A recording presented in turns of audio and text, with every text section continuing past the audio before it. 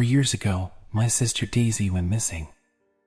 A week ago, my husband slipped into a coma. I didn't realize how connected these events were until recently.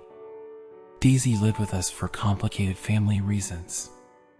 She was 19 when she didn't come home one day.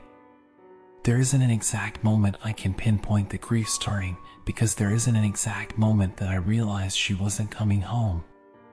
It was a gradual realization over the course of 2 days, mainly because it wasn't unlike her to be out all night. I always used to blame myself, convincing myself that if I had noticed sooner, we might have found her. About a year later, my husband and I were getting ready to move to our new home. We fell in love with it immediately when seeing pictures online, and that love only got further cemented during our viewing. The place was as huge as it had looked.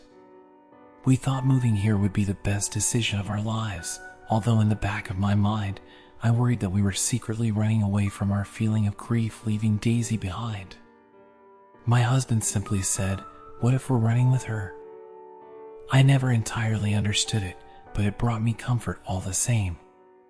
The move went smoothly, and we helped the previous owner move out, too. He was an elderly man with no family, so we felt it would be polite to help out. Before leaving, I remember the words he spoke so vividly. "You think you want a big home until the responsibilities get too much." We both seemed to feel happier after moving, and it even allowed us to explore new hobbies. One of the first things my husband did was set up beautiful flower beds outside. I had never known him to have such a green thumb in the past, but he seemed to really enjoy it. The outside of our home became full of life, as did the inside of my mind. For the first time in a while, I was happy. I always told him how proud of him I was. Every week he'd buy the same huge bag of cat food. Not for a cat, we don't even have one. Apparently, it's just the best fertilizer. It made me laugh. It sounded ridiculous, but something must have worked. Those flowers bloomed all year round.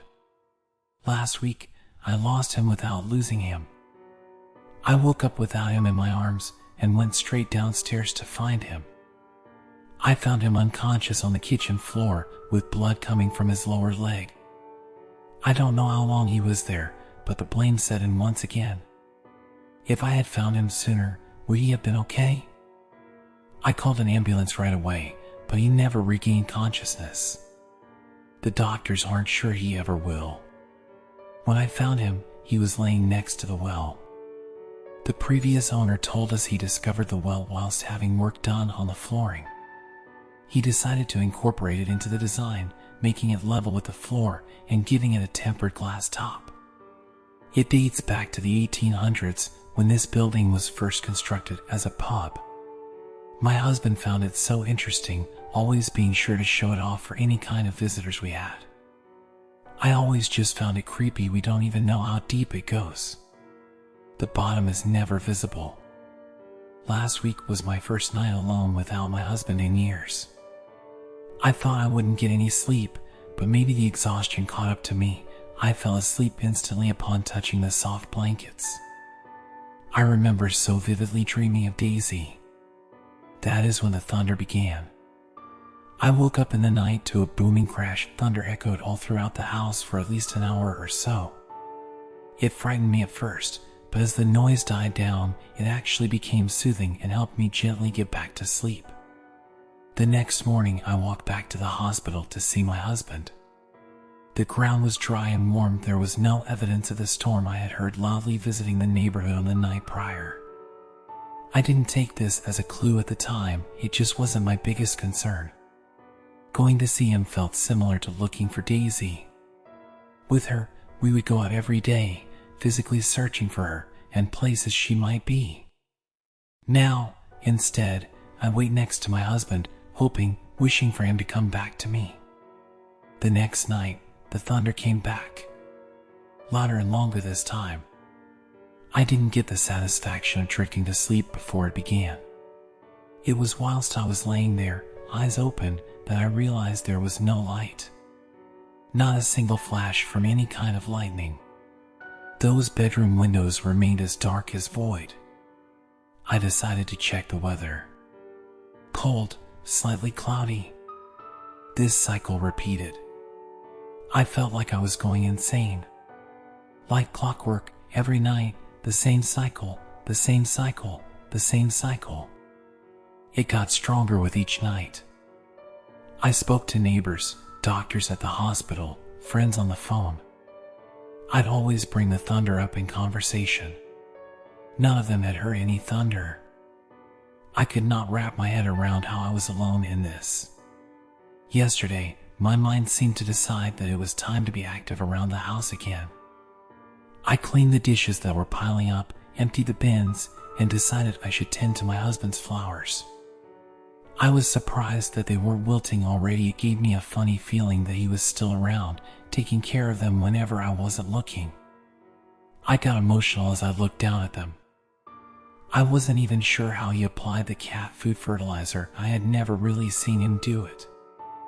I wanted to smell them first. They always had such a strong and beautiful scent. Yet, this time, nothing. No beautiful smell. Just nothing. Was my sadness running so deep that I had forgotten how to experience beauty? I extended a hand out to touch one. Plastic. I touched another and felt the same thing. All of them were plastic.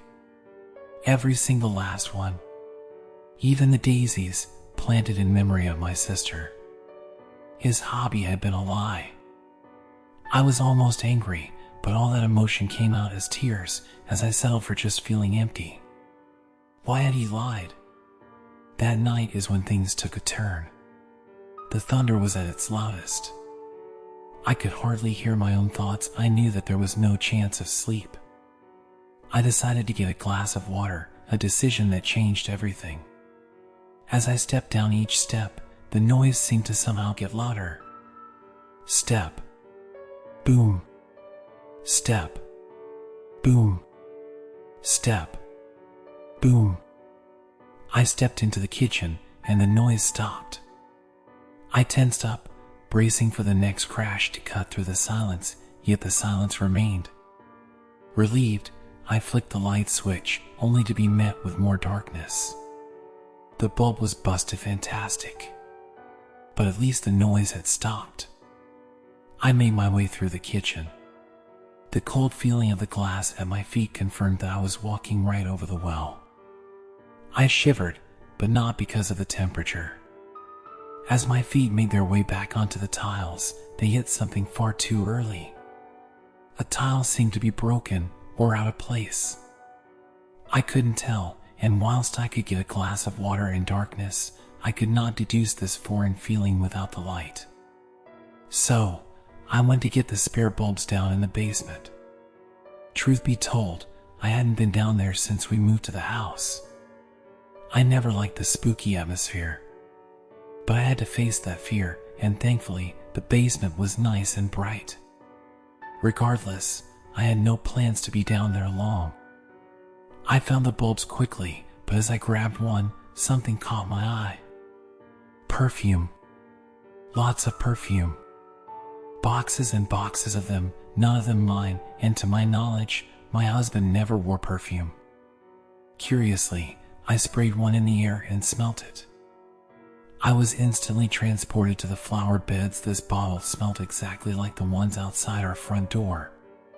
So, I grabbed another bottle. This one smelled like the ones near our kitchen window. I grabbed another. This one smelled of daisies. I began to piece together what was going on, but I didn't understand why. Against my instinct, I decided to look around the basement a little more. I discovered a wooden box with a label. The Well Diaries. It was locked. Next to it was a collection of framed photos. Each of them contained different people standing at the well. The earliest dated to 1910, and the latest was of my husband. By himself. I had no idea this photo existed. Who even took it? My husband had been lying to me about the flowers, but it seemed like he may have been lying about more, too. I realized at this moment that the previous owner had also lied.